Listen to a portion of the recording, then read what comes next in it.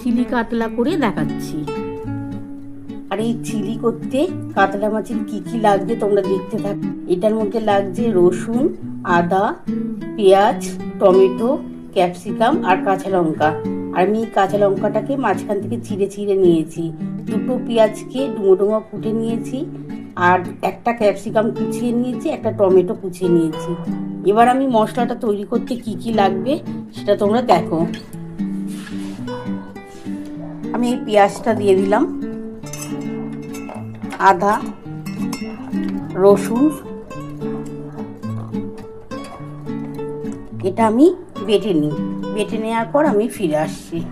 বন্ধুরা, এই কাতলা মাছটা একটু আমি অল্প ভিনিগার দিয়ে দিলাম, একটু ভিনিগার দিয়ে মাখিয়ে নেবো যাতে গন্ধটা না লাগে।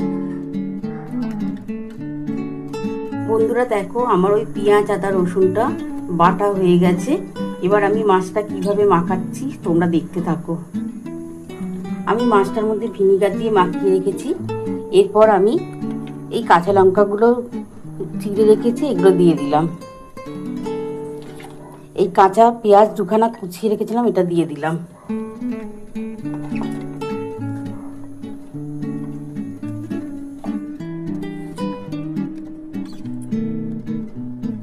এই টমেটোটা দিয়ে দিলাম।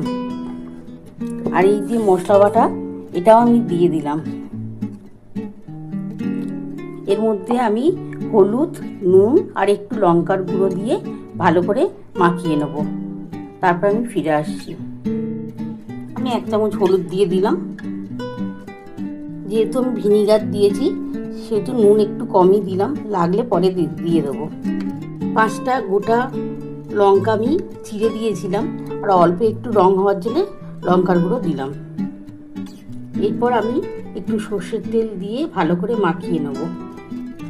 অল্প একটু সর্ষের তেল দিয়ে দিলাম।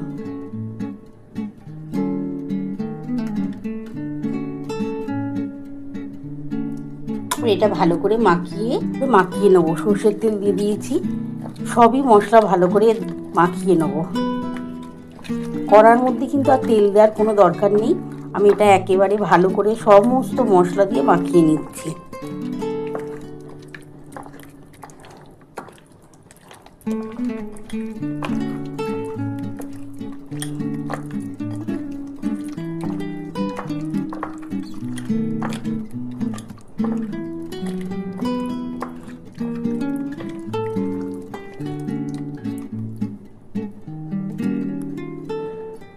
তারপর আমি তোমাদের পরে দেখাচ্ছি কিভাবে করতে।